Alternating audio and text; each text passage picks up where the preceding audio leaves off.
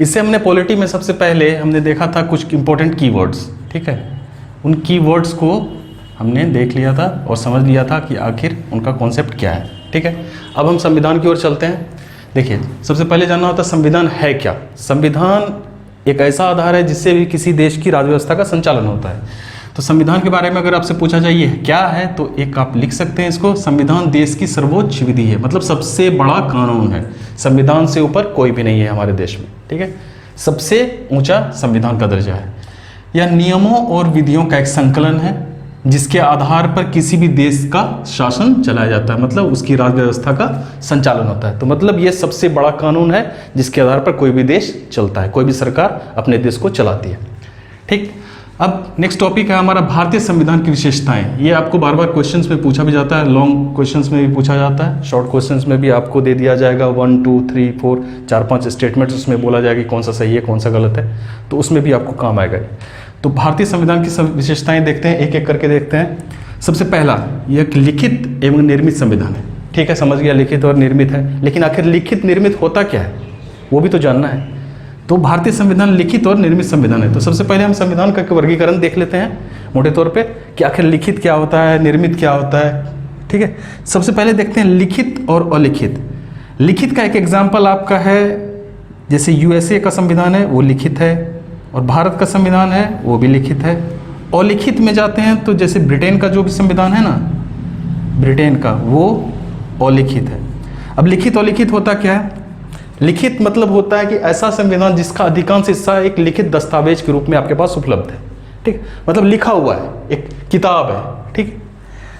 अलिखित संविधान क्या होता है? अलिखित संविधान ऐसा संविधान है जिसका अधिकांश हिस्सा जो है एक अभिसमय और परंपरा के रूप में हमारे पास होता है, तो वो ब्रिटेन का है। अब निर्मित और विकसित, इसके बारे में देखते हैं। निर्मित संविधान क्या होता है?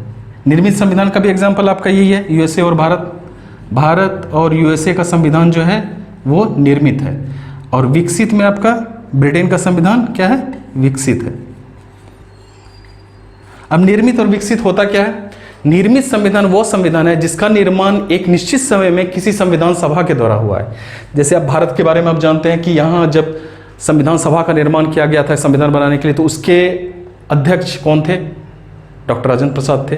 हाँ, कभी कभी ये भी पूछा जाता है कि अस्थायी अध्यक्ष कौन थे, स्थायी अध्यक्ष कौन थे। तो संविधान सभा के अस्थायी अध्यक्ष अगर आपसे पूछा जाए तो वो हमारा आंसर होगा उस टाइम डॉक्टर सच्चिदानंद सिन्हा, और अगर स्थायी अध्यक्ष के बारे में पूछा जाए तो वो हमारे डॉक्टर राजेंद्र प्रसाद थे। आप कमेंट बॉक्स में हमें ये बताइए कि प्रारूप समिति के अध्यक्ष कौन थे, ठीक है, प्रारूप समिति के अध्यक्ष कौन थे संविधान सभा के। तो निर्मित वह हो गया जिसका निर्माण जो है एक निश्चित संविधान सभा के द्वारा एक निश्चित समय में किया गया हो, और विकसित संविधान वह हुआ जो कि विकास के कालक्रम में विकसित होता गया हो वो संविधान, जैसे कि ब्रिटेन का।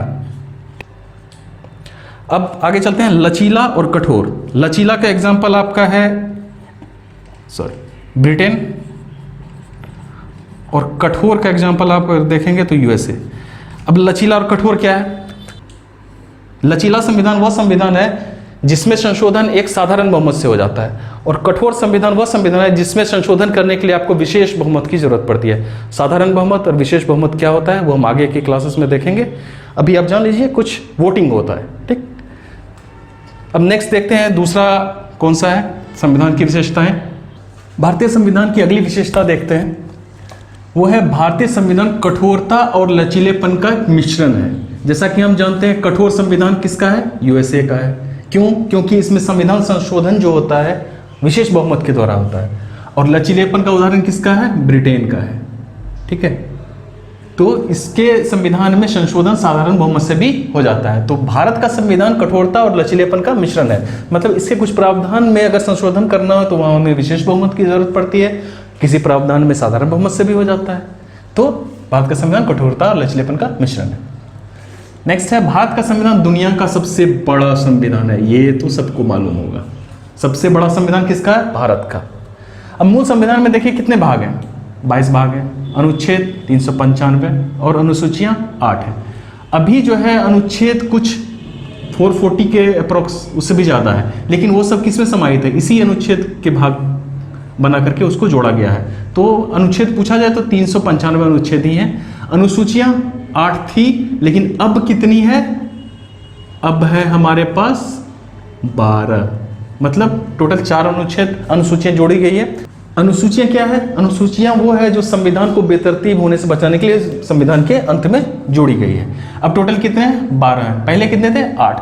तो कौन कौन से जोड़े गए? 9वीं अनुसूची जोड़ी गई, 10वीं,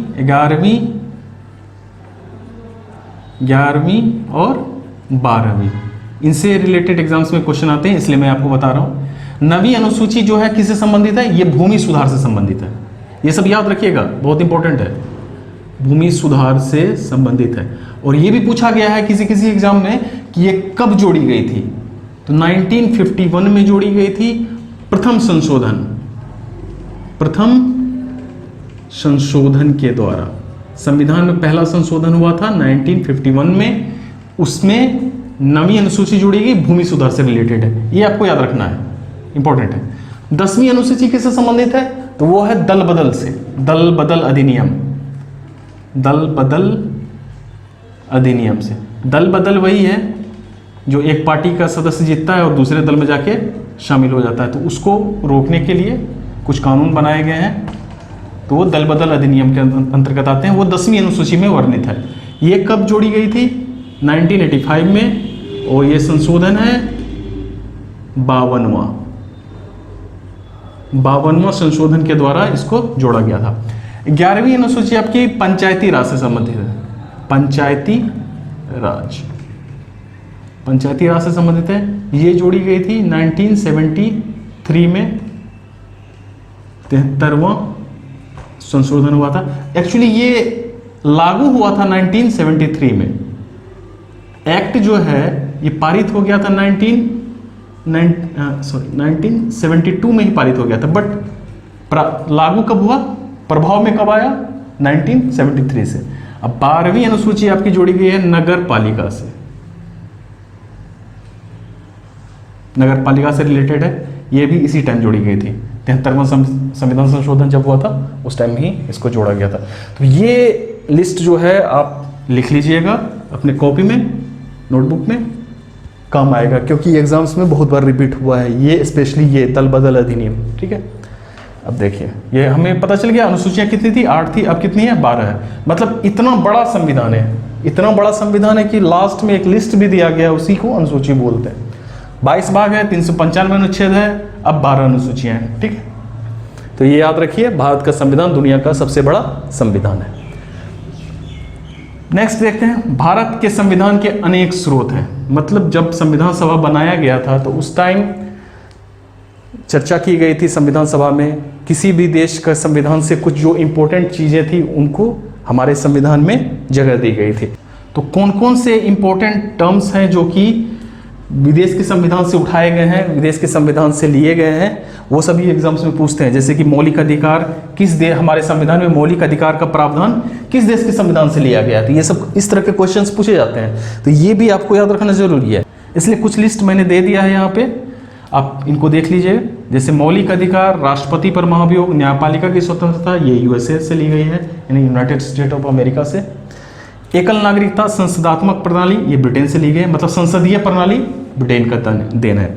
गणतंत्र, ये गणतंत्र का प्रावधान फ्रांस से। आपात उपबंध का प्रावधान, इमरजेंसी का प्रावधान जर्मनी से लिया गया है। नीति निर्देशक तत्व यानी DPSP, directive principle of state policy, ये आयरलैंड से लिया गया है। संविधान संशोधन की प्रक्रिया, ये दक्षिण अफ्रीका से ली गई, ये बहुत बार रिपीट हुआ है ये वाला। ठीक है, जैसे कि और एक मूल कर्तव्य, वो भी पूछा जाता है।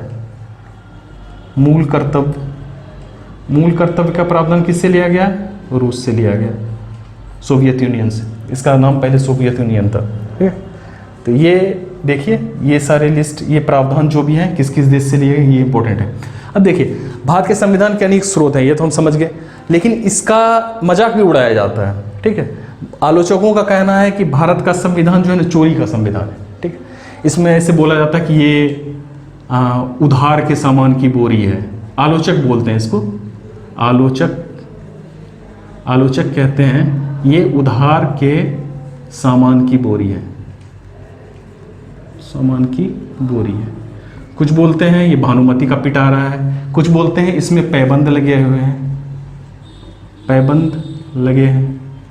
मतलब वो नहीं होता कपड़े फट जाते हैं तो जैसे फटे हुए जगह पे एक चिप्पी लगा देते हैं, ऐसे ऐसे इसको सी देते हैं, ठीक है, उसी को बोलते हैं पैबंद। तो बोलता है भारत का संविधान जो है उधार के सामान की बोरी है, पैबंद लगे हुए, भानुमति का पिटारा है, ये सब बहुत बातें आलोचक बोलते हैं। उनका कहना है कि ये मौलिक है ही नहीं, ये मौलिक नहीं है, चोरी का है, मौलिक नहीं है, चोरी का है, ऐसे बोलते हैं, ठीक है, आलोचक ऐसा कहते हैं। लेकिन ऐसा बिल्कुल सही नहीं है, क्योंकि हमारा संविधान मौलिक है।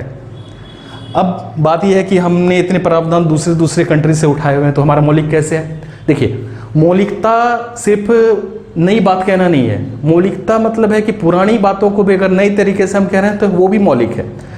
भारत ने दूसरे देशों से बहुत सारे प्रावधान लिए, लेकिन उसको क्या किया? अपने परिस्थितियों, अपने आवश्यकता के अनुसार उसको परिवर्तित किया और अपने में समायोजित किया, ठीक है।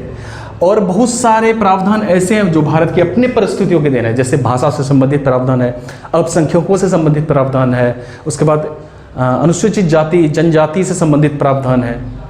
तो ये सभी प्रावधान क्या है? भारत के मौलिक है। इसलिए भारत के संविधान को मौलिक कहना गलत नहीं होगा। भारत का संविधान मौलिक है, ये उधार के सामान की बोरी नहीं है और इसमें पैबंद नहीं लगे हुए हैं, ठीक है। अगली विशेषता देखते हैं। भारत का संविधान वयस्क मताधिकार पर आधारित है, अर्थात एक निश्चित उम्र सीमा तय की गई है कि किस आयु वर्ग के लोग वोट डाल सकते हैं। तो भारत में ये है 18 वर्ष। 18 वर्ष के सभी व्यक्ति जो भी आयु वर्ग को प्राप्त कर चुके हैं वो वोटर कार्ड बनाकर वोट डाल सकते हैं।